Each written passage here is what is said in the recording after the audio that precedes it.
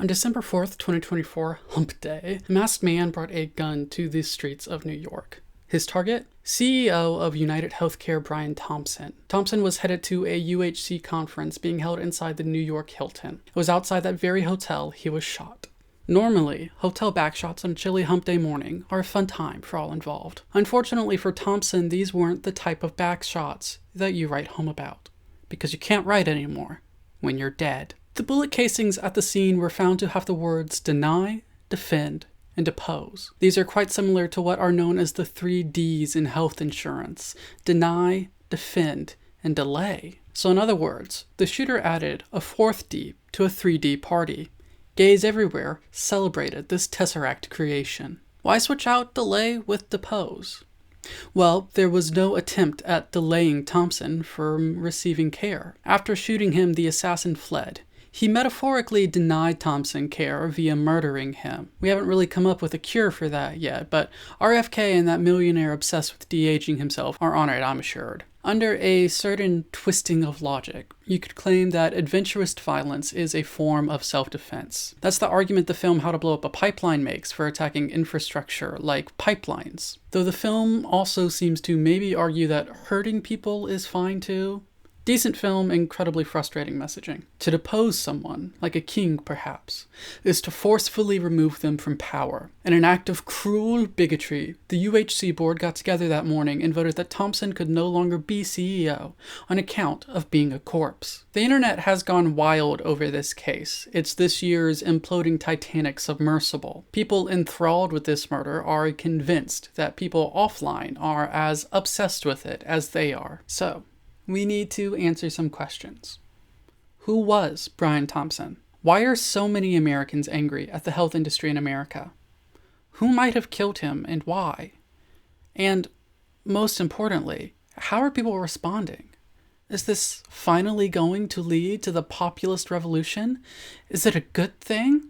Spoiler alert for those last two. No, it's not. 1. Brian Thompson and UHC. One very popular narrative structure is the parallel ending. The closer mirrors the opening. 1993 was an interesting year that I wasn't alive for. I know, I'm so young. I'm like so youthful and just cutesy. If you bathed in my blood, you'd like gain a couple of days on your lifespan. 1993 saw the inauguration of President Bill Clinton and the introduction of what was called Hillary Care at the time, an attempt to bring universal health care to the United States that ultimately would not go on to pass Congress. Based on my understanding of the bill's overview, it would have gone further than the Affordable Care Act eventually would. That was not the only foreshadowing for future administrations. 1993 would find parallels in the Bush presidency in that, like 2001, it was the first year of an administration that saw a terrorist attack attempt to hit the Twin Towers.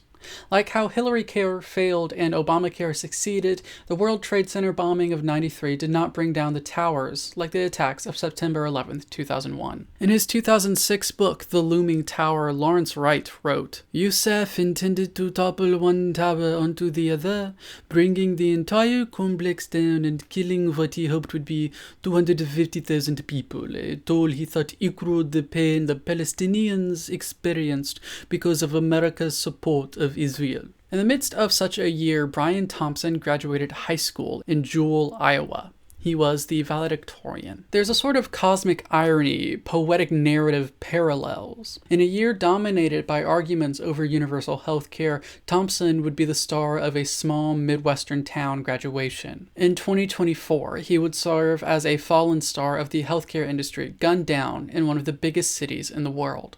People would again be talking about him. We still do not have universal health care. When Donald Trump was asked about his plans to repeal the Affordable Care Act, he only claimed to have concepts of a plan to replace it. Abortion, a medical procedure, was one of the major campaign issues and has been since the overturning of Roe v. Wade. While there were no massive terrorist attacks in the United States over Palestine, our government's support of Israel has led to massive political demonstrations and outcries. The year was defined in part by healthcare and Palestine. 31 years separated Brian Thompson's high school graduation and his murder on the streets of Manhattan. And yet, in a way, 2024 and 1993 are stitched together in parallel through this one man. After high school, Brian would use his brain at the University of Iowa, where he focused on business. That path happens to be where he met his future wife, Paulette, who aimed her sights at healthcare, coincidentally. So, they were in two of the college focuses with some of the most famously well-adjusted types. Thompson's life really does seem to have been written by someone. Beyond the parallel narratives that a biopic could take between his graduation and death, he made a bit of an on-the-nose choice after college. He went to work for PricewaterhouseCoopers, better known as PwC. Phrasing it that way is a bit of an exaggeration on my part. I don't think everyone who works at a large international conglomerate is making an evil decision or is responsible for the company's actions. PwC is old as shit, and that's practically as old as life itself. When you've been around for so long, you're bound to have a long list of controversies to fill up your Wikipedia page. They are not the subject of this essay, so I'm not digging too deep into them here, but apparently amongst all the actual messed up stuff, PwC is behind one of the funniest pop culture moments of the past few years, the Best Picture announcement, where they had to be all like, oopsies, no, sorry La La Land, it was actually Moonlight, my bad. From one three-letter group to another, Brian Thompson migrated from PwC to UHC in 2004. That year, we re-elected everyone's favorite intellectual, punching bag George W. Bush to the presidency. The federal assault weapons ban sunsets. It is not renewed. Pixar's best movie, The Incredibles, comes out, as does the Nintendo DS. That is the world in which Brian Thompson started his career at United Healthcare. 20 years later, his career ended on account of people being bigoted against corpses. In 2024, we re-elected another intellectual punching bag in Donald Trump. There is no ban on 3D printing firearms, like the one police claim killed Thompson. A new gaming system emerges in that generative AI Minecraft slop that quickly becomes a jumbled mess of bland nonsense. AI is stupid and sucks. A vigilante murders Brian Thompson outside a hotel.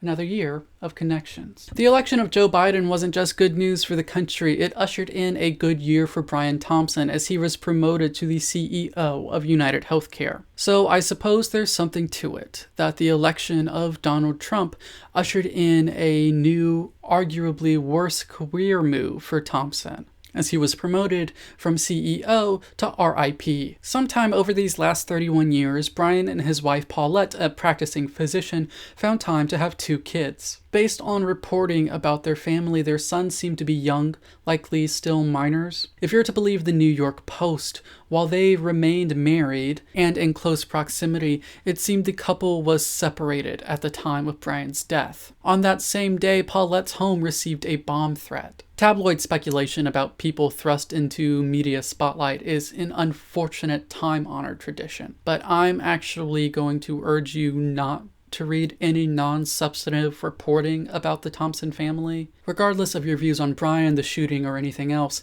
his sons, those children, are innocent and don't need the press or anyone else bothering them and prying into their lives whilst they grieve the death of their father. That shit ain't cool.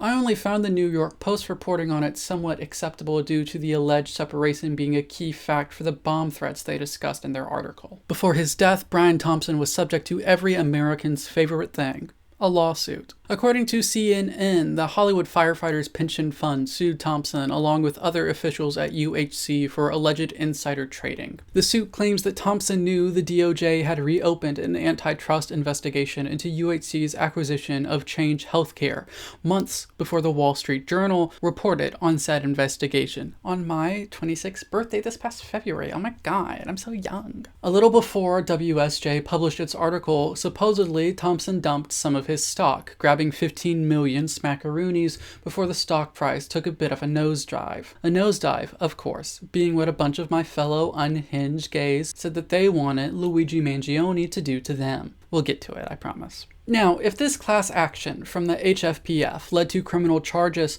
Thompson apparently faced up to 10 years in prison. In 2024, Donald Trump appears to be avoiding prison by becoming the president, and Thompson avoided it by getting shot a few times. You know, in case you wanted 2 ideas on how you too could avoid doing time. Speaking of time, if there is one thing none of us have enough of, That would be it. So when you're the CEO of a massive company, and time is money, and money is everything, you want to cut down on the time it takes to do a singular task. Like maybe you want to decide whether to approve or deny a procedure in less time. What might you use to do that?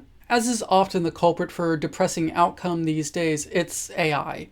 I'll save my spiel about generative AI for a later video, especially for those OMG who cares about art and artists. Copyright is bad anyway, and you shouldn't be paid for your work. Anti-labor takes from people who claim to be on the left. What's up with that? UHC was allegedly using an algorithm with a 90% error rate to determine whether to accept or deny care, specifically for elderly patients. At least that is what the people suing them claim.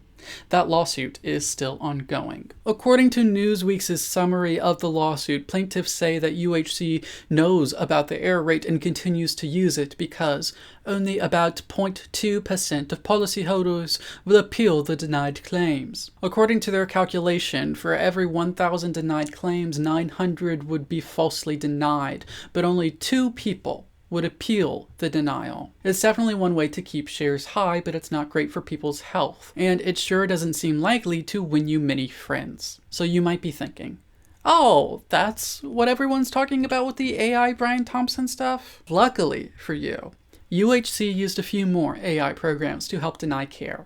Allegedly. There's something called machine-assisted prior authorization, whose usage likely led to a massive increase in the amount of claims getting denied. MAP allowed the reviewers to spend less time on each case because it helped point them to the right things. Supposedly. Now, if you've ever used AI, even AI specifically crafted for summarization, like Google's Notebook LM, you would know that it has a tendency to hallucinate. AI makes stuff up all the time. What AI companies will say is that you should always check and review what it tells you. It is their way of giving themselves plausible deniability and coverage for making stuff up. In UHC's case, it is their own AI. They say the reviewers are responsible for checking, but you are the company. You are ultimately responsible for the actions of your employees, especially when their actions are in part due to a software you encourage them to use so that they can work faster and deny more claims and cost you less money. Supposedly, in 2021, Brian's first year as CEO, if you'll recall, UHC tested and approved an AI called HCE Auto Authorization Model that decreased the amount of time spent per case while increasing the amount of denials. A year later, they were apparently testing AI to see which denials were likely to be appealed. If you can guess who is going to simply roll over and take it, if that is your thing, well then, it becomes easier to find people to fuck. This increasing reliance on AI to deny care is a large part of Brian Thompson's legacy, allegedly. It's what he oversaw happen as CEO. I suppose it makes sense. Business majors are almost universally evil. Isn't that a fun joke? It's like a simple little way of dehumanizing someone for something that's really a minor decision in their life. That makes it easier to accept the cruelty done unto them or wished upon them. An article for the San Diego Metro that went in on the AI claims medical debt in this country and the rage people feel, they make sure to say that Brian Thompson was a mild-mannered individual, approachable, likable, and a solid colleague too. His widow spoke positively of him. It seems many of the people who knew him liked him.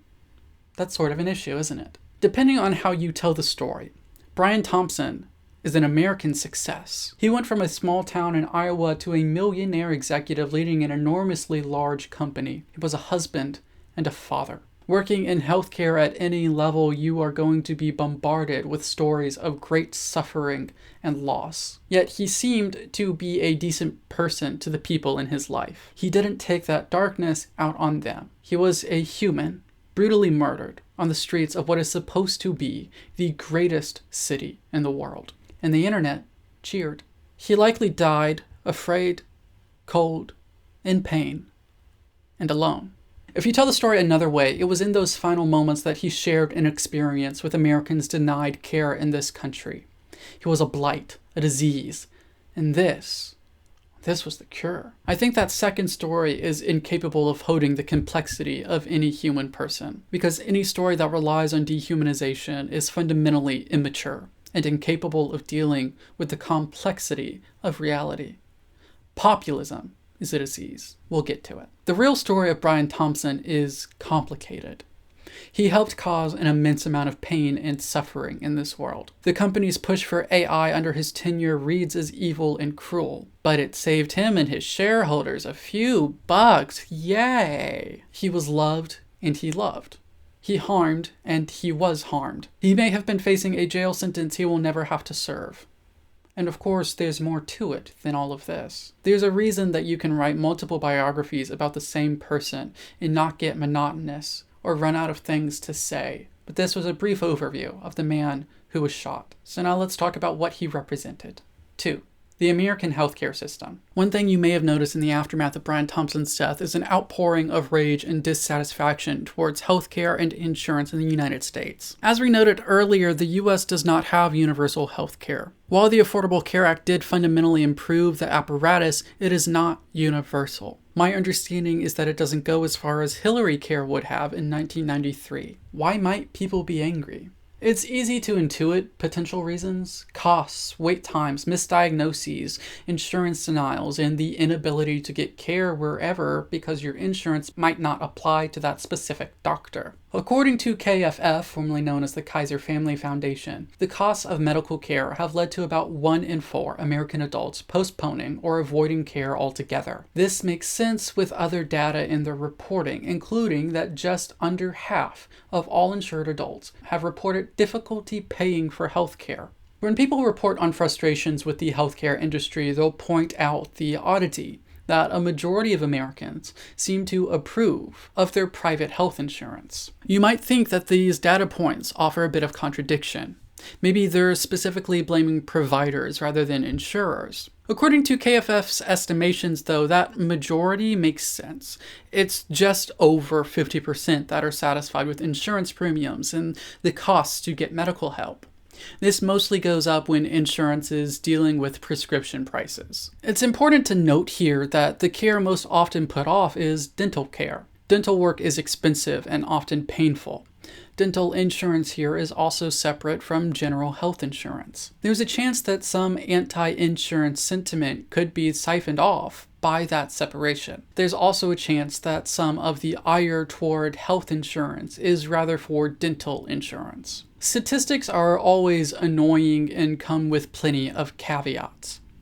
So let's put some numbers to it. In advising their international students about healthcare in the United States, MIT estimates that a 3-day hospital stay likely costs around $30,000. According to the Social Security Administration, in 2023, about 1/3 of workers made under $30,000 a year. So that 3-day stay without insurance, or if insurance denies a claim after the fact, could eat an entire year's worth of salary or more. 3 days for 365, or 260 if you want to be a nerd about it and assume a 5-day work week. Conservatives across the globe have made a show of concern about birth rates, so let's talk about something maybe affecting those: the cost of giving birth. According to Shafali Luthra, with insurance on average, you're looking at paying just under $3,000. Before insurance kicks in, the cost is just under $19,000. Compare that to the UK, where those covered by their national health services pay, nothing. Are we at least getting more bang for our buck?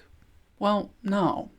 As Forbes reports, the US is one of the most dangerous developed nations on the planet for childbirth. To quote Dr. Joseph Betancourt, the US spends more on healthcare than any other country, and Americans are sicker, die younger, and struggle to afford essential healthcare. We spend the most and get the least for our investment. While a majority of insured Americans are satisfied with how insurance covers prescription drug prices, that does not mean prescriptions always run cheap. According to GoodRx, prescription drug prices have outpaced inflation over the past decade, while at the same time, the amount of prescriptions covered by insurance have gone down. So prescriptions are getting more expensive and less likely to be covered. One thing keeping prescription prices so high is the gaming of the US patent system. A report from NBC News details how drug manufacturers file additional patents and settle with generic manufacturers in order to increase the length of exclusivity. This drives down competition and allows them to keep prices high. Revlimid generated $8.7 billion in annual sales in 2021. The original patent on the drug expired in 2019, but the drug maker won't face competition until 2026. There's a clear incentive here for shareholders to maximize profits by putting the health of the American people behind their desire for money. That 7-year gap should not exist. You made your profits during the original patent period, though I do personally disagree with the length of that period and think it should be shorter. I understand those immense profits serve as an incentive for companies to continue inventing and innovating. But when they allegedly abuse the patent system to prevent competition beyond the standard period, that is absolutely unacceptable. And yet, none of this is as bad as it could be. What does Project 2025 say about healthcare? Well, I do a deep dive into the entire mandate for leadership in a much longer video, but here's a brief section. They suggest adding lifetime caps on benefits for Medicaid on page 501. So hey, if you're on Medicaid and happen to be a sickly person, Project 2025 wants to eventually kick you in the ass. Based on our talks about prescription drugs here, if you have a mental health issue, it probably won't take long for these people to make sure you have no insurance. One of the sponsors for Project 2025 is the Independent Women's Forum. They are against requiring coverage for those with prior conditions. So, you have a history? Sucks to suck. It isn't difficult to figure some of the resentment towards our healthcare system comes from a sort of envy for the healthcare of other nations. This is not to say that our doctors, our nurses, or our research are bad. We give great care, but we give expensive care. Anecdotally, where I live, primary care physicians aren't really taking new patients within about a 30-minute drive. If you combine that with reports like the ones about UHC's AI use, claiming insurance companies are knowingly rejecting claims for those they don't think will challenge their denials, people are bound to be angry. I have a difficult time with anger. People tend to get quite annoyed with me when I say that, but I don't mean it as any sort of brag. I was an incredibly angry child. I was told to reel that anger in, and I overcorrected. I have a hard time accepting my own moments of anger, and it's hard for me to truly empathize with rage, especially long-lasting rage and hatred. I sometimes perform a bit of anger in these videos for effect. I am passionate, but I am rarely angry. So it's probably no surprise that I don't support murdering people. And unlike Twitter user YC, I don't think murder is an act of empathy and solidarity. But if I just jump to my critiques of the action and the response, people will only get mad at me and do nothing else, like they did when I said, hey, if you're a leftist, you probably shouldn't be using slurs and overall just being an asshole. I didn't understand, they said, why it was good and healthy and actually proper leftism to be angry little edgy boys. So, we've talked about Brian, we've talked about the healthcare industry and how it can be incredibly frustrating. Now, it's time to look at the gunman. Alleged gunman. 3. The suspect. Luigi Mangione. As of recording, authorities suspect the person behind Brian Thompson's murder is internet heartthrob extraordinaire Luigi Mangione. Luigi has not been found guilty in a court of law, so I want to stress at the start of this section that as of time of writing and recording, he is accused of murder and other crimes. He is the alleged assassin. I will pepper ifs, allegedlys, and supposeds throughout, but I wanted to make that clear here. In America, you are innocent until proven guilty beyond a reasonable doubt. Let's start the story of Luigi where all good Italian stories start, on the island of Sicily amongst the mob.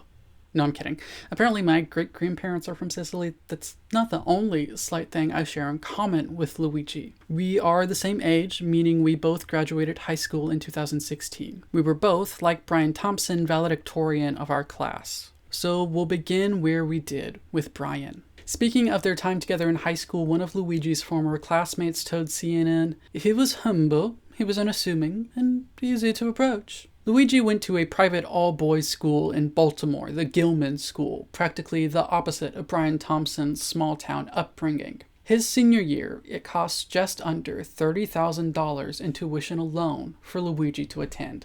Now, personally, I can't imagine that. I mean, I can, I'm like very smart, but that's so much money. I graduated from a public high school in Kentucky with about 100 other people. It wasn't that big of a deal for the Mangione family, though. That is because his grandparents, Nicholas and Mary, owned a Baltimore real estate empire. Empire is the word people keep using for it. When Mary died in 2023, she left at least $30 million for her kids and grandkids, Luigi included. He comes from a well-off family that could afford to send him to an esteemed, pricey private school. They likely spent about $100,000 on his high school education alone. You could take many conclusions from that, but a clear one is that his family cared about his future. I don't believe there is enough information to speculate about how much of his family's fortune he had access to following his high school graduation. Did his family continue contributing to his education by helping him pay for college? Did he have to pay for college? What about scholarships? I don't know, nor do I think it particularly matters. After graduating from Gilman, Luigi packed his bags and left his family's empire in Baltimore for the always sunny hills of Philadelphia. At the Ivy League UPenn, he received a dual bachelor's and master's degree in computer science. That makes sense for Luigi because while there, he started a club for those interested in making video games. As CNN reports, he told a university blog, "In high school, I started playing a lot of independent games and stuff like that. But I wanted to make my own game, and so I learned how to code. I just really wanted to make games." I decided against using the bad Italian stereotype. If you want to make games and you're into coding, going into computer science seems like a bit of a no-brainer. Luigi, though, had plenty of brains. It seems like even for the comparatively rich, though, like the son of a real estate empire, dreams do not always come true. Before graduating high school, he helped found Uproar Studios, a mobile game developer who, as far as I can tell, only released one game, Pivot Plane, which was apparently similar to Flappy Bird according to reviewer Kevin Steinecke. I haven't been able to find any indication that they released further games. As far as I can tell, Luigi himself never released another game or is involved in the releasing of another. After college, Luigi did not go on to become a video game developer, coder, or creator in any way. He did not pour his focus into Uproar. Rather, he became a data engineer, whatever that is, for TrueCar, a car sales site. That is a sort of interesting trend that I've noticed in creative guys around my age. If they don't go into their dream fields, they wind up somehow involved in or pursuing the automobile industry. Maybe it's a dudes being dudes thing? I have no idea. It's just odd and kind of consistent. TrueCar was based in San Francisco, so Mangione was off to California. Apparently he worked at the company for approximately 4 years, likely since his graduation from UPenn. However, it seems he spent a while working from a distance. For the first half of 2022, he lived in Hawaii at something called Surf Break in Honolulu. Classic case of the Sicilian mob spreading its imperialistic ideas. After Luigi moved out, he sent photos of a back surgery to the founder of Surf Break. That sort of makes it seem like he left to get his surgery. TrueCar says that he did not cease working for them until 2023. This November, in 2024, a mere few weeks before he allegedly murdered Brian Thompson, his mother filed a missing persons report for him in San Francisco.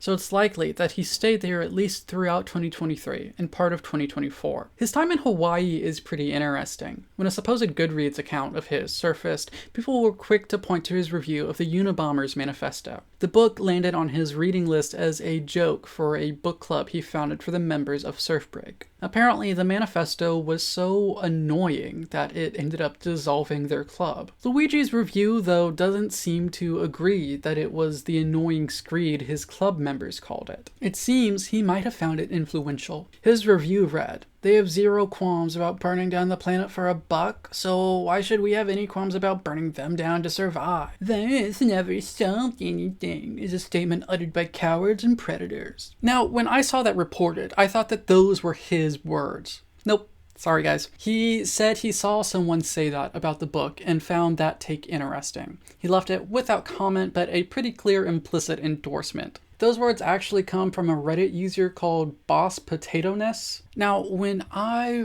read that review, my brain automatically went to how to blow up a pipeline. In fact, that's pretty much the exact argument the film puts forward to defend environmental terrorism. Again, I think it's a decent movie with some pretty terrible and confused messages.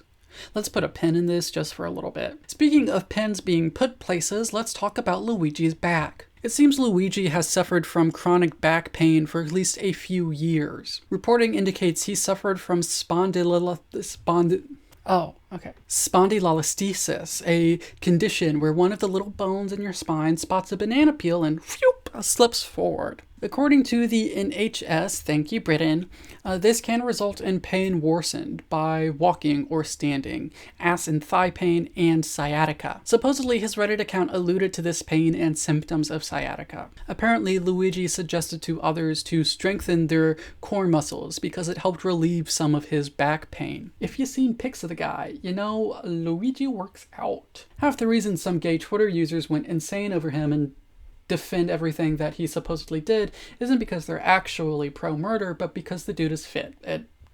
You can get gay guys to do pretty much anything if we find you attractive. Luigi's suggestion is in line with what the NHS says, strengthening muscles in the lower back area. Many of the things gay Twitter would like to do to Luigi are probably off limits for talking about on YouTube, but you know. Unfortunately, one of Luigi's Hawaii friends had this to say about him. He knew that dating and being physically intimate with his back condition wasn't possible. I remember him telling me that, and my heart just breaks. The stories of Luigi in Hawaii talk about his love for walking. Dude likes to hike and be outdoors. He would go for long strolls with his friends in the area.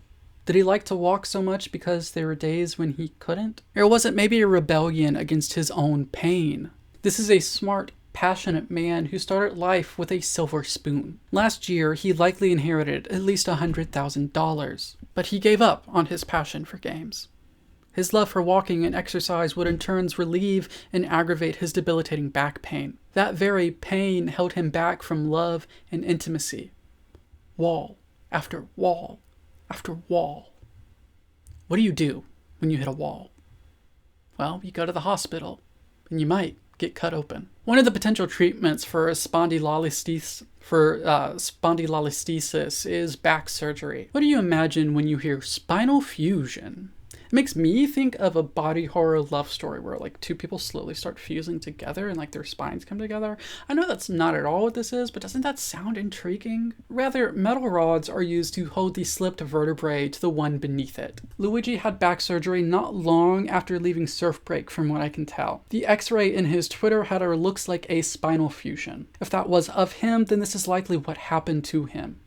Interestingly, a CBS report says, the NYPD said it appears Mangione suffered a debilitating back injury on July 4th, 2023, that required a visit to an emergency room and subsequently screws on his spine, according to images posted on social media. I do wonder if at the time the NYPD was theorizing off partial information before we learned of Luigi's condition, or if there was an accident on that date that led to Luigi finally getting the surgery. Regardless, the Reddit account speculated to belong to the guy claims the surgery did help him. There is no telling if that help was short-term or long-term relief. According to the same account, starting in college, Luigi started to suffer from brain fog.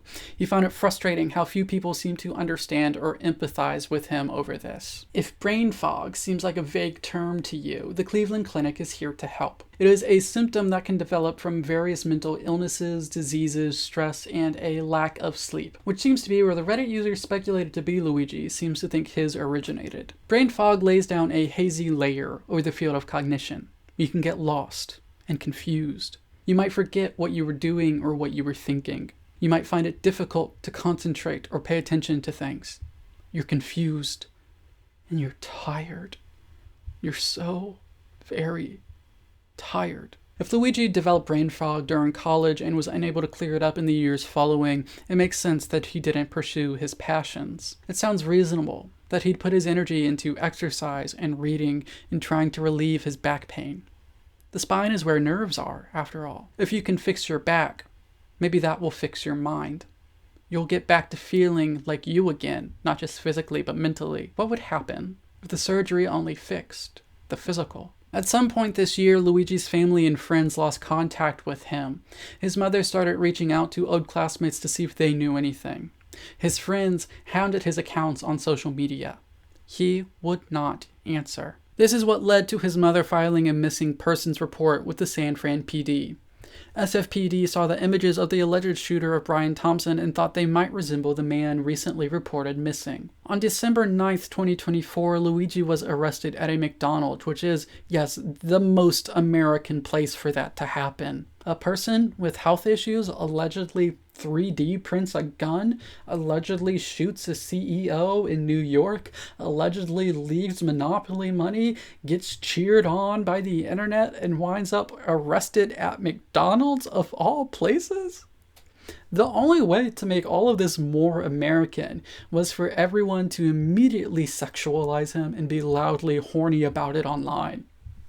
So it went. Luigi has not admitted guilt to any crimes as time of recording. Based on the statements of one of his attorneys, it seems he is expected to plead not guilty. Is he the assassin or is he innocent? That is for a jury to determine, because we do live in a nation of laws where justice is not carried out by vigilantes on the street who believe that random acts of violence will fix the world. But it isn't random, you might say. There's the manifesto. Manifesto? A manifesto makes it sound like a magic spell to summon a boyfriend, but alas, it won't do that. So let's state Ken Klippenstein's thirst and talk about Luigi's supposed manifesto. Hi, thank you so much for watching. Please be normal in the comments if you're gonna comment. Anyway, like, comment, subscribe, join me over on Patreon. You get these early. You get little vlog content that I'm not uploading for the public really. You can get sneak peeks at all of my art projects. Buy my poetry collection, Butterfly Snuff, wherever you get your ebooks. And my other poetry collection, A Museum of Art and Eggs, is coming out on everywhere you can get your ebooks on February 27th. Be kind to each other. If you're being an absolute asshole, I will simply delete your comments, so be forewarned on that. Share. I don't know. Yazzies. See you in the next one. Bye. 4. The Manifesto. Independent journalist and OMG, why are people anti-Luigi and anti-murder person Ken Klippenstein, Klippenstein's not actually pro-murder, it's just a joke, decided to publish Luigi's supposed manifesto after other members of the media refused to and only quoted it in part. On social media, Ken pretends to not know that in the public interest and the public is interested are two different things. For instance, the public may have been interested in videos of Aaron Bushnell's self-immolation, but it is not in the public interest to publish videos of someone committing suicide. While I am completely against censoring art that contains scenes of such things, mental health professionals have been clear for years that publishing the details of someone's actual self-harm inspires others with suicidal ideation to hurt themselves. Publishing that video would be irresponsible, no matter how interested the public was. The Twitter users who spammed videos of it were not acting in the interest of their movement. They were engaging in a form of self-harm and in a form of sadism. They got off on making people watch a snuff film. I'm going to direct people who want to get a full dose of the short manifesto to go to Ken's website and read it there. I'm not about to read it out in whole, in part because I think that would be boring, and in part because I think that my refusing to do so would annoy the murder is good people. I will talk about it though, share some quotes, and engage in some fun time analysis. Woo! Normally, when you are about to dunk on something, the easiest and most fun thing to do is to be a bit pedantic. That also tends to be the least interesting thing you can do. I find that combination of relatively boring and fun fascinating, so let's start there. The manifesto seems to claim that United is the 4th largest company in the US by market cap. No, it's 17th, at least recent data as of time of recording. The 3 he claims to be above it are above it, but they're not in the 1, 2, and 3 spots. UHC, or United Health Group, is 17th by earnings and 5th by revenue. It is the largest health insurance company on market cap, but not the highest in the health industry. That would be Eli Lilly, the drug manufacturer behind Prozac and other medications. Luigi, or whoever wrote this, is correct that the US does spend the most on healthcare, and yet we're not anywhere near first position when it comes to health outcomes amongst developed nations. We dove into what amounts to a brief overview of a few of the serious problems in American healthcare in part 2. Here's a brief quote from the manifesto. Obviously, the problem is more complex, but I do not have space, and frankly, I do not pretend to be the most qualified person to lay out the full argument. People online clowned on this part a little bit. A manifesto that mostly throws up its hands and goes, yeah, this is complicated, but I can't be bothered. For someone who could be bothered to plot out a murder is interesting. It's a choice. Choices, as Tatiana might say. It's especially quite strange when you contrast it to Luigi's past. He went to an elite high school in an Ivy League university. He has a master's degree. His Hawaiian book club friends described him as intelligent and quite capable of incisive analysis and summary. Could it be the brain fog? If that Reddit account really was Luigi, and Luigi really was the person who wrote this, that could make sense. He could have had that analysis locked into his brain, but the fog might have made it hard for him to put it into words for others. He might not have had the space to express it. I do not have space. That sort of lends credence to the idea that this is a frustrated, mentally ill person. People on Twitter, and probably elsewhere, get angry whenever you suggest that someone who has committed an asocial act of extremism is not well. On one hand, it feels like demonization of mental illness. I struggle with a few things, and I have no urges or desires to harm anyone. That's the majority of us. And those that do, most of them aren't gonna act on it. The knee-jerk reaction to claim mental illness feels like demonization. But the act of murder is not the act of a sane person. It is spurred by anger, hatred, and bloodlust, so all-consuming they must be acted upon. Those are not the traits of a healthy individual. A healthy individual who struggles with anger, hatred, and bloodlust does not act on those struggles, certainly not to the point of shooting someone. The manifesto frames this as an act of defense for the American public against a dangerous criminal elite that cannot be faced in any other way. This is a murder. It's self-defense. That, my friends, is pure cope.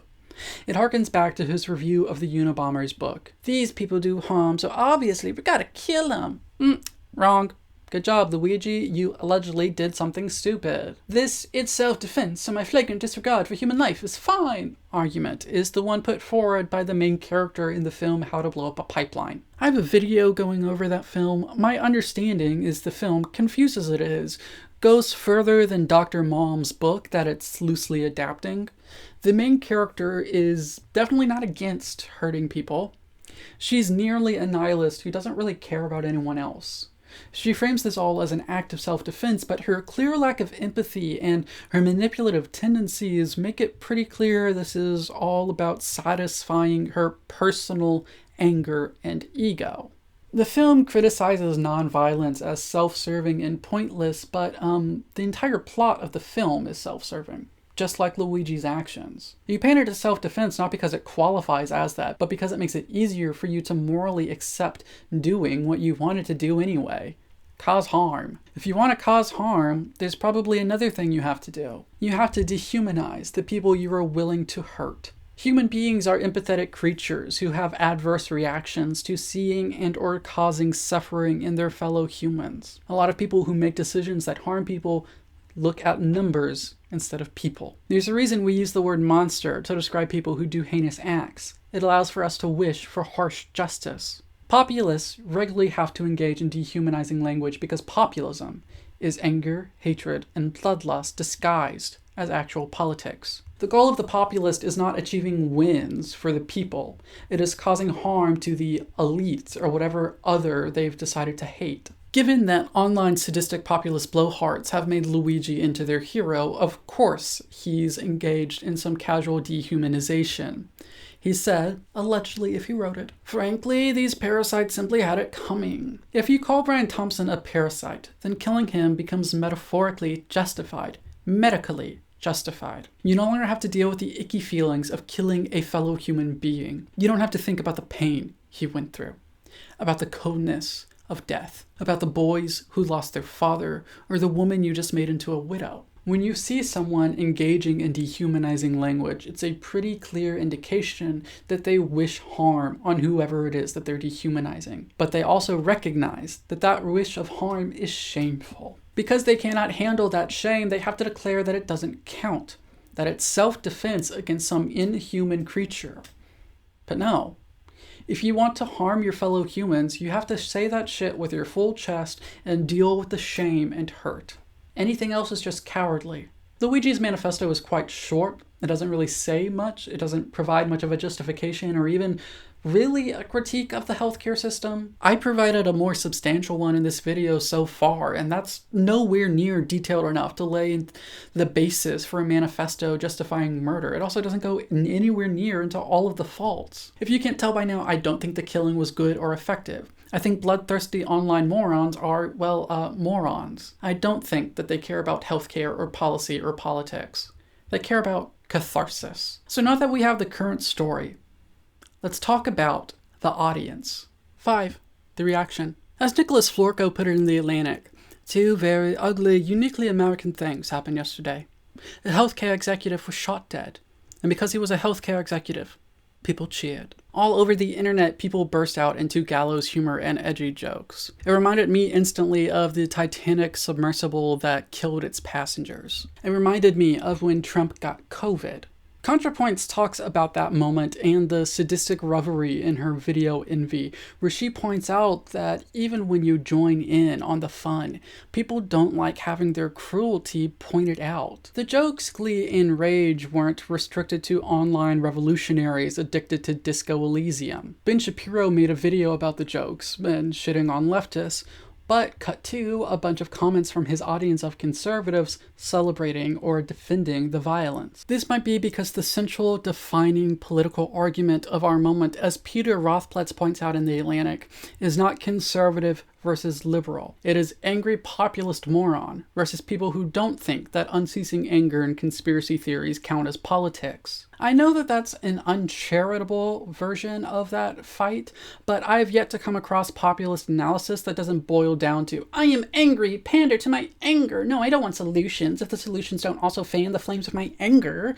No, I don't want wins if I can't use them to stab my enemies. Populism is a toxic poison. I have a video about leftist populists where I argue that I am on the left is not an excuse to be an absolute asshole who engages in bigotry and cruelty. The framing was based around leftists who insist on using the R word and other slurs. Some of the reactions I got to that video were based on the slightly clickbaity thumbnail, but there were also leftists sincerely angry at the idea that their desire to be cruel is not a holy desire that the rest of us need to pretend is healthy or helpful. And apparently pissed off the BreadTube subreddit. I guess I'm a liberal bootlicker for the hot take that using slurs is not leftism. Maybe don't base your politics on being a dick. Whatever. Maladapted asocial morons aren't serious about politics or anything else. They simply want to be encouraged and called good boys for their unceasing hatred. It's just stan culture. The reason populism unites the left and the right is because it isn't politics. It's rhetoric. It's anger. Of course, populism doesn't lead you to predictable policy beliefs because it is not a set of policy beliefs. It isn't a philosophy.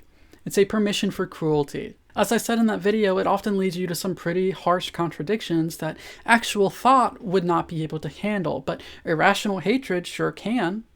For instance, you could be a leftist who accurately views the death penalty as an abhorrent practice that must be abolished in a civil society, who then turns around and cheers on vigilante murder. Murder is bad when the state does it, but it's fine when angry people on the street do it, is not coherent. If the death penalty is bad, then it is bad against anyone.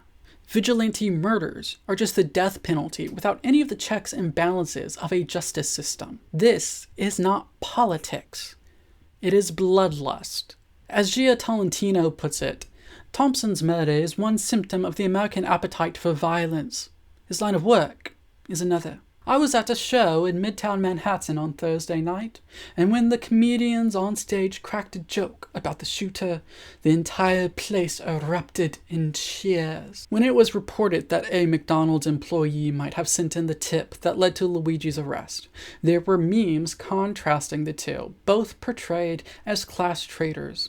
One, the Chad Luigi allegedly going around doing murders of fellow rich people. And the other, the Soy Jack McDonald's worker, being all cucked and anti-murdering people like a loser. Obviously, politicians by and large did not come out with statements of support for the assassination because being pro-murder is not a winning position in any country, especially not this one. Despite what online populists may want to believe, people by and large continue to be against violence.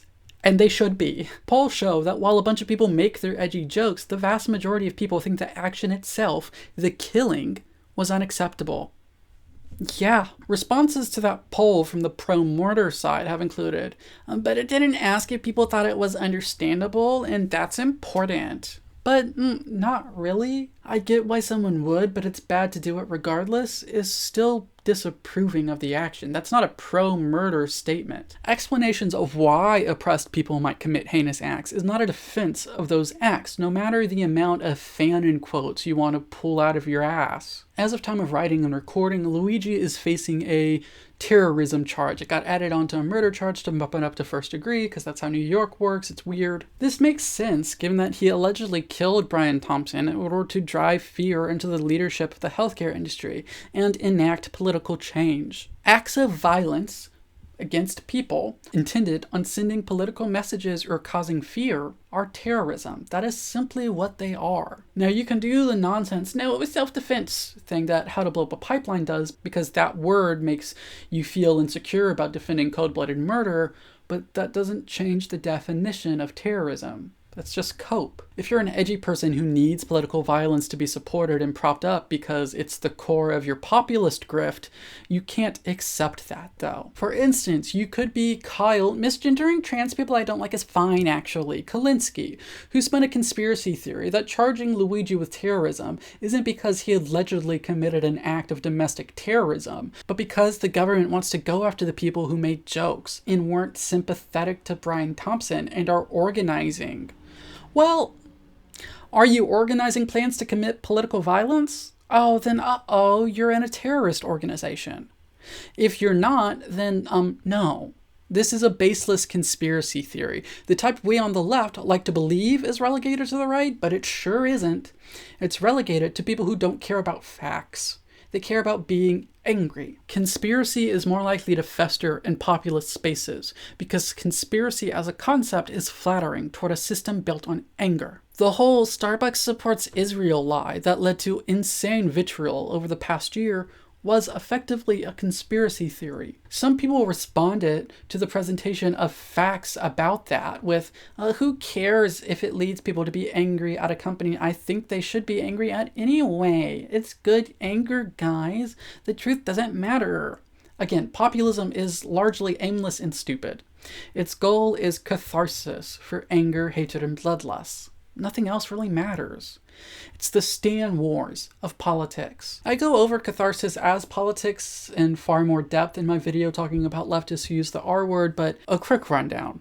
Catharsis is a piss-poor excuse for sadism. Sorry, guys. Your desire for cruelty is not special. It's not holy. It's not good. There's a chance it might also be a little bit inevitable. Populism is bred from a low-trust society. An article in the New Republic reads, "Reversing the nation's democratic decline will be even harder if enough Americans come to believe that violence is a more effective means to solving the nation's problems than participating in democratic institutions." In order to start to mend the cultural sickness that is populism, we do actually have to start fixing things. 6. What can we actually do? So, despite what people want to pretend, going around shooting people is probably not a great way of affecting change while keeping a society. Why?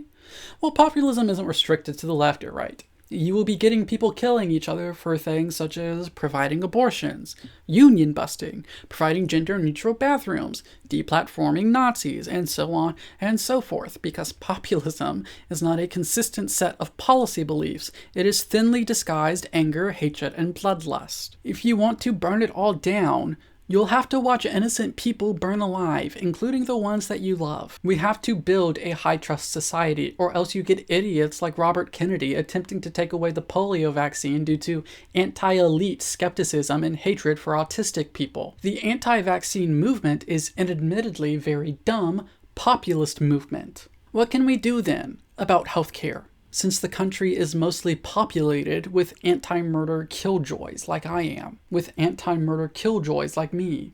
Especially since, murder isn't going to write laws specifically restructuring Medicare. It's almost like terrorism isn't sophisticated enough to do actual politics. There is actually a lot that we can do.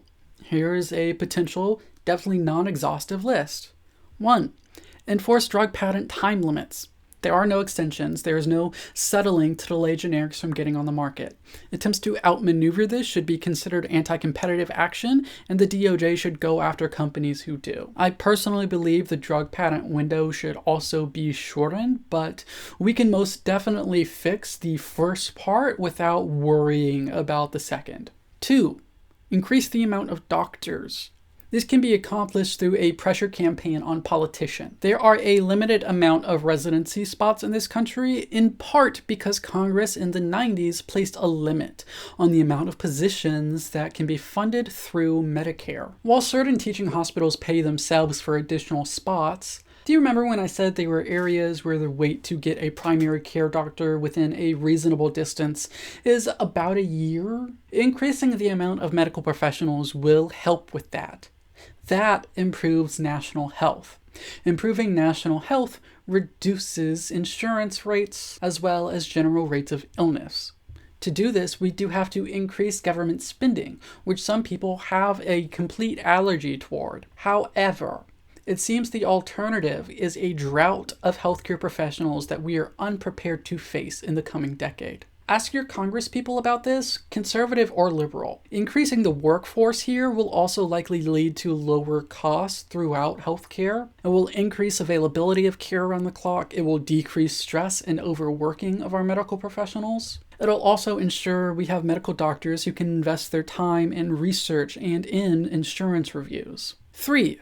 We have to build.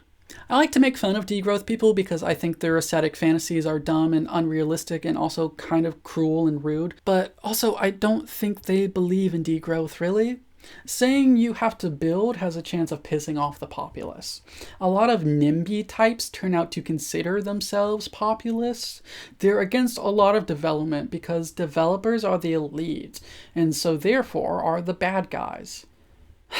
This is partially why you can't chase after the populace in populist positions. It'll lead you to stagnation and bad policy. In order to alleviate the steep costs of healthcare, we have to build. We need more hospitals, doctors' offices, and yes, housing. For doctors to want to live someplace, there has to be housing for them, which means, yes, building apartments that are not merely government-sponsored affordable housing. These people are going to want to live in nice places. If you want to attract great talent in the medical field, you'll want great housing, great entertainment, great energy, great utilities, great roads, and so on and so forth. Infrastructure is key. We need to actually deliver on it. Increasing the housing supply will also improve the nation's health. More houses means more ability to house homeless people, and shelter leads to a healthier life. I know, so shocking. More houses leads to lower rents. Lower rents and the ability to move because the housing is there where you want to go will lower stress. Lowering stress correlates directly with better health outcomes. Better health outcomes equals lower costs. Of course, to deal with rising populations in certain areas, they'll need to invest in public transportation. You will need stores and restaurants. You'll need entertainment and theaters.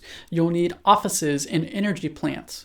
We need to invest in green infrastructure and in nuclear, even if we want to continue using fossil fuels. Building and zoning will require talking to local politicians. These are city and county representatives, as well as state and national. Local politics matter and have an insanely important role to play in improving the health of our nation. 4. Making consume cathartic art and experiences. I mentioned this in my video that went, hey, don't use the R word and other slurs, and certain leftists were all like, how dare you suggest I stop being an asshole? I will insert a sped up clip here. Art is a better outlet for catharsis than cruelty is. As such, we have to be willing to make, promote, and consume the sort of art that directly targets specific emotions. If you want to let out rage and aggression, then we need rageful and aggressive pieces of art. You need Call of Duty, you need John Wick, you need violent, almost evil theater. We need tragedy, and we need stupid, sappy romances. I'm not saying that art is the only solution, but it will and can help. And also, if we're telling you, hey, go take out your anger on a video game or one of those, break stuff rooms instead of taking it out on other people, we then can't be accused of not being fun. We are telling you to go have fun instead of labeling performative anger as fun, because it isn't, not really. What's going to happen, of course, is people will make the Brechtian argument. If we release our wrath, then the rapture isn't going to come. Things aren't going to change. But here's the thing, loves, the rapture isn't coming anyway. Most importantly, your movements will be better off when you yourself, are happier and healthier and not running off of anger and fumes. Wrath is a fuel that burns deep, but it burns quick. It will leave you scarred and tired. The movement will have to replace you, and you'll feel discarded and filled with despair. When you are happier, kinder, healthier, you can survive longer. You become more convincing. People will want to spend more time with you, which you can use to convince them. The movement will be healthier for having a healthier you operating inside of it. There is a certain asocial behavior, a cruelty that has risen with this rise in populism. That's not a fluke. It is indeed the very mechanism of populism. We cannot survive by trying to one-up each other's cruelty. For the left to move forward, we have to clean house. And then I guess we have to stock it up with books, movies, films, and video games that are filthy, violent, sappy, sweet, angry, beautiful, and fun. So, we need a lot of art, because this bubbling populism is bad for society and mental health. We have to confront this massive anger and make it clear that it is not healthy or normal or acceptable to move through life primarily dreaming about hurting your enemies. Your cruelty is not holy. Neither is mine, or anyone else's. 5, the circumcision thing. This is more symbolic than the other suggestions, but bear with me here. If you are too into politics or too online, both of which I am, shame. You've probably seen some really cringy men's rights activists going on and on about circumcision. These types are easy to make fun of. Is this really like a pressing issue? But take a step back. This is a matter of bodily autonomy. From an ethical standpoint, they are right. And these men who are very vocal and angry about circumcision feel betrayed and harmed, not just by their guardians, but by the healthcare industry at large. You can kind of regrow that skin, but you can't snap your fingers and undo that surgery. The only real way to alleviate this anger and pain is through changing policy, making it different for the future. Doing so will let these guys know that they are heard, that people care. Part of building a post-populist society is rebuilding trust. So, ban cosmetic genital surgery on children. That is a pretty simple win. To be honest, I think this is more likely to be embraced and pushed by liberals than conservatives. I've mentioned it a few times on my channel by now, but the No Trans Surgeries on Kids bill that they passed here in Georgia carves out exemptions for cosmetic surgeries on intersex kids. The Republicans made sure to allow for cosmetic genital surgery on children. So I think this is a pretty open space for Democrats to swoop in, win some points with young men, and alleviate some of this unending, unhealthy anger while also protecting intersex kids. Not to mention, it's also just the morally correct position. 6, universal healthcare. When people talk about universal healthcare, we hit time and time again on costs. We point to statistics about us paying more than any other country on healthcare, and yet not having near the best outcomes. But let's be honest. An incredibly annoying part of dealing with insurance is that specific doctors, specialists, and hospitals might be out of network. If the only available doctor near you does not accept your insurance, you have 3 choices. You wait for however long it takes for one of the relatively nearby in-network doctors to have an opening. You bite the bullet and pay out of pocket, or you travel a longer distance for medical care, which is going to cost you more, both in time and in money as you pay for transportation. Under universal healthcare, there is no such thing as out of network. When people retort with, but look at the wait times in Canada. If we point to plans to increase the amount of healthcare professionals and facilities, it's an easier sell. People are frustrated and angry at their insurance companies. Anger is not a healthy basis for politics. I don't agree with the populists who say we should harness that hatred and direct it at healthcare CEOs, and I especially don't agree with the few who are pro-murder because of that position. But we can improve things and lessen that anger. We can be directed by the pain people have by fixing the problems. Fixing the problems will decrease stress and anger while increasing trust. If we switch, what happens to the people working for the insurance companies? Well, I imagine if they want to stick with that line of work, we'll need a massive increase in the federal and state workforces anyway to handle such a large insurance program. They won't really be out of a job. The data any advocate for Medicare for all has to contend with is that a majority of people like their private health insurance. It is not a vast majority, as we pointed out in part 2, but still. We have plenty of people to convince, and as populism continues to affect the to infect the populace, it's harder to get people to trust. It's harder to trust in general and especially in the government. Left-wing populists who gleefully inflate that distrust are kind of making clear that they don't care about left-wing policy because a decent amount of our policy goals, especially around healthcare, require a high-trust society. A society where the people are heard via violence on the street is not a high-trust society. It is a dangerous, unhealthy society. If you are cheering on murder, you are harming our causes.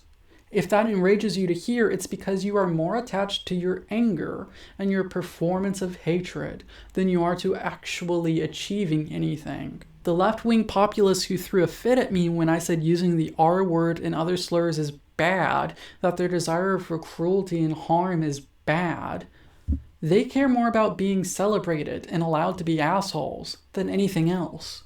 That's what populism is. So how do we get to Medicare for all? We have to lay out a policy plan that tackles health in this nation, building up trust over time until we can get the public to buy into universal health care. One way to do that might be something like Pete Buttigieg's Medicare for All Who Want It. During the 2020 primaries, people bitched at Pete because of this, and they got really annoying about him just in general. It didn't go far enough. And yeah. By design, though, it's a stepping stone policy. You allow people to purchase Medicare, and then you prove the government is competent at running health insurance. As you build that trust, more people will choose government-funded health care. Eventually, the majority of people will opt in. We will have the political support for universal health care at that point. This is not immediate, so a lot of people will write it off because, it'd be better if things happen quickly. But that seems to be one of the most realistic paths toward universal healthcare. If you actually care about achieving that end, you will take the steps to get there, even if they're annoying and take too long, which they are and they do, unfortunately, at the moment. There are plenty of other things we can do, including any of the following: government-run dental insurance programs, increase manufacturing to lower the costs of dental supplies, mass subsidized use of Ozempic and similar drugs to tackle the obesity crisis, mandated comprehensive sexual education to lower rates of STIs, teen pregnancies, sexual injuries, and sexual assaults in the next generations, building more gyms, pools, recreation centers, parks, and so on to encourage physical activity while keeping prices down. Implement gun control measures to lower the rates of violent crimes, including gunning down people on the streets of Manhattan. A federal theater program to employ more people in the arts and increase access to theater, an art form that forces a shared communal experience and thereby builds a sense of community and social trust. And an active effort to tamp down on our desire for cruelty. Can populism save us? No. It's specifically designed not to save anyone. It's designed to kill. It's designed to make Brian Thompsons. And it doesn't give a single shit about improving things for the rest of us. It doesn't even really care about Luigi beyond what they can use him for as a martyr. It only wants us angry. Can terrorism save us? Obviously not. Can murdering people save us? No. We're no closer to universal healthcare than we were a month ago. But bloodthirsty people got to celebrate their bloodlust. They got to experience catharsis. So what can save us? The annoying work of politics, of improving people's lives and building social trust. The opposite of populism. Best of luck.